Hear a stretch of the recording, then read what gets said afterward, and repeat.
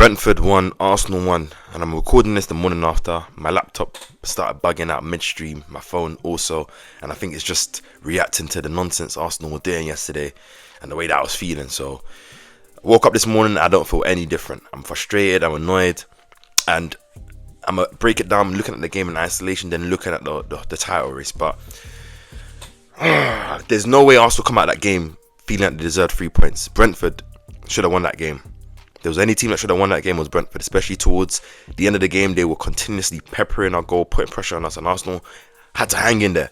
And maybe there was some credit in that, maybe towards the end of the season, but for this game and this for isolation, it wasn't good enough. First half, I think we only had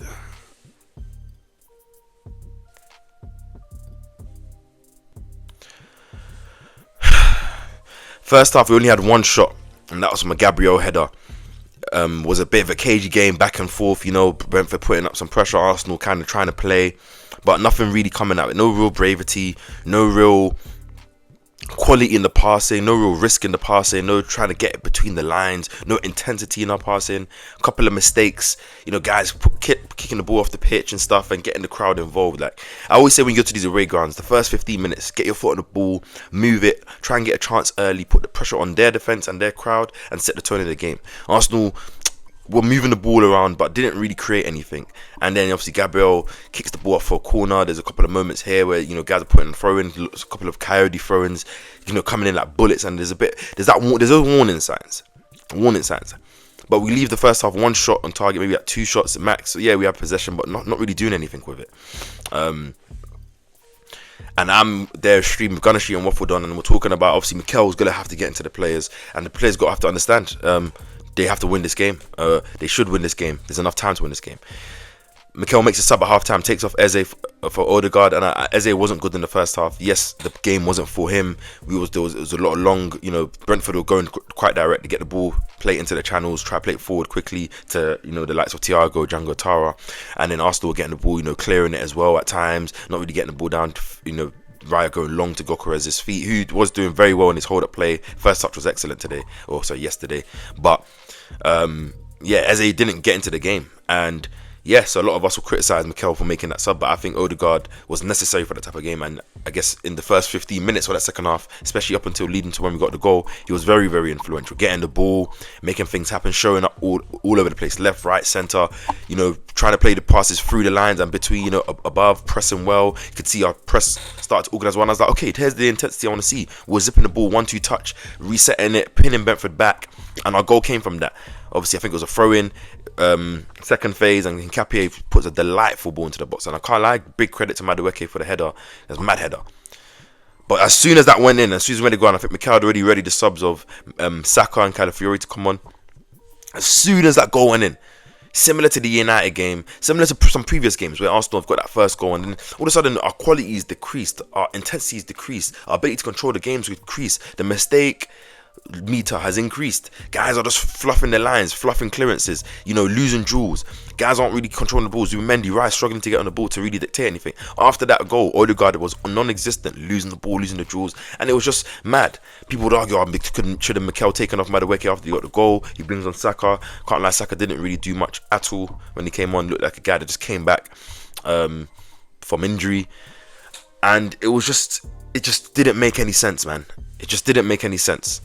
And then Brentford all of a sudden get control of the game, continuously attacking, and then they get the long throw, and Arsenal can see from the long throw, second I think it's a flick on, and there's Odegaard, who I think it was Kevin Porter, whoever his name is, who gets the goal. Odegaard puts his leg out, gets kicked to the knee, and that probably affected his game from there as well, because he looked really, really hurt, but was slow to get to his marker, slow to get to clearance. Guys, Arsenal getting overpowered in duels and physically. Again, saw that in the Sunderland game, Sunderland home and away, and we're seeing it again against Brentford.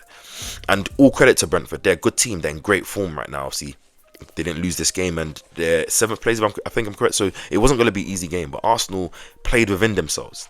I'll put some blame to Mikel, and I'll get to there. And the players, man, like the only players that could have really came out of that game with any type of credit was Madueke, who was okay, but obviously got the goal, was trying things. Gokeres didn't get a shot, but I think his overall play was probably his best game. Like Declan Rice was great, and in KAPE, I think done his job. Django Tara was a bit jinky in the beginning, but was quickly nullified, and KAPE got that beautiful cross for the goal. Apart from those, I think Raya, bit shaky, was safe hands for the most part. Obviously, couldn't do nothing to the goal. Made that mad save for Igor Thiago after he tried to, obviously he lost the ball, tried to start a counter attack and give it to Rice, but he made up for it. Clearly showing that intensity for Arsenal to go forward, but none of the players showing that real intensity to go forward. Gabriel and Saliba. So Gabriel Mascara, we know Saliba was out of illness, which yes is a big factor. Havertz was reported ruled out yesterday.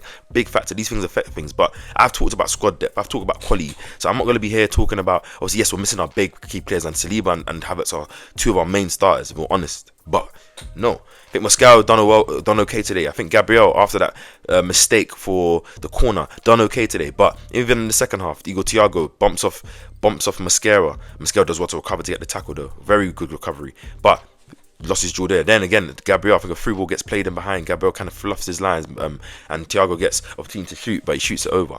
It was just poor from Arsenal, man. Lacking that personality, lacking that quality, lacking that risk, lacking that strength, lacking that Champions elect type of aura. We didn't have that yesterday.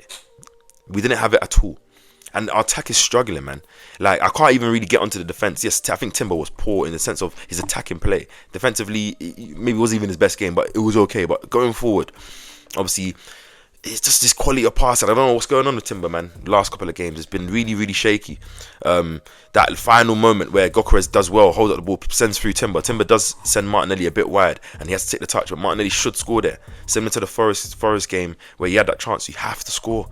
You have to score or try and score, because then you worry about everything later. And yes, Kelleher makes a good save. Martinelli tries to come back on his right foot. It was a good save, but you have to score. We're not going to be talking about, it's a good save when we don't win the league, because we've seen this year after year after year.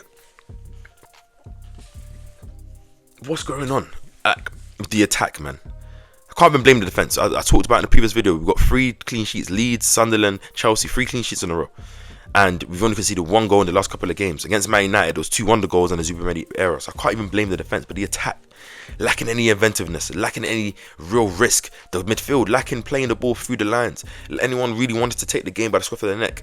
Even as much as Gyökeres plays well, that chance where he drove through the middle and he tried to play Gyökeres in the box, should have just banged it, taking that ownership. And normally he does do that. But I won't even get on to him, because normally he does do that. But that's another decisive chance. Another moment where lacking that killer instinct, that ownership of saying, I'm going to do it myself. And now we're 4 points clear. And yes, we are still 4 points clear. Yes, there is a 2-game swing. But if I'm City fans, if I'm Pep Guardiola, I'm City players, I'm licking my lips. I'm saying, these men look a bit frail. And we're getting into some form. We're getting some confidence. Was it 3 on the bounce? I think it is. Now, obviously, they've got Newcastle at home next week. I know there's FA Cup this weekend. And they're going to be looking at themselves and saying, these men might be feeling some pressure. Media are going to put it onto us. Our opposition fans are going to put it onto us. Some of our fans who are very, very worried are going to put it on us. And we're going to have to take it, because this is what you do. When you had the opportunity to go 9 points clear and 10 points clear with the Liverpool, Forest games, the United games, and you didn't do it, you reduce your margin for error. Yes, City have no margin for error, and I don't rate the City team the same way I've rated previous City teams, but it doesn't really matter. They're still a good team, and they can put a run together. They have good players. They have one of the best striker in the league. They still got the best manager, and they still got players that are very, very showing quality. So many in great form for them. So we've got to be wary. Yes, it's positive that we've got Odegaard, we've got Saka back.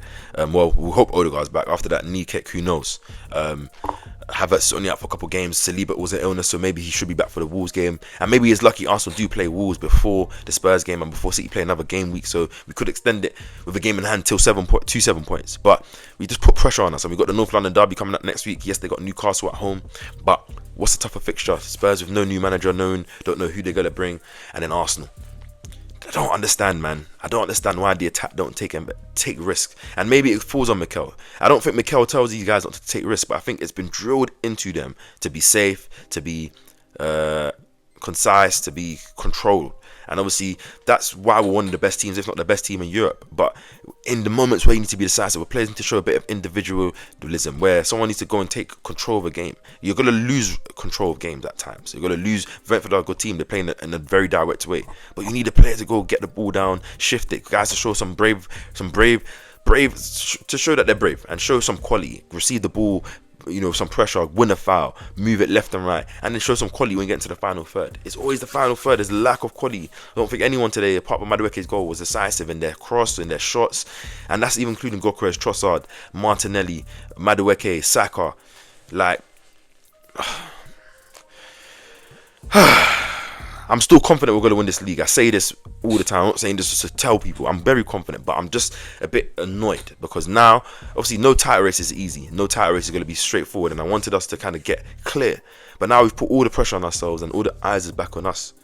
All the pressure's back on us, and whether that's internal fears, whether that's external fears, external noise, internal noise, whatever it is, these men need to buckle up. I'm talking about the attack because the defense do their thing majority of the time. Wire does his thing more the time. Rice and the defense standpoint does his thing more time. Same with Zubimendi, even though obviously aerially he was a bit weak this game.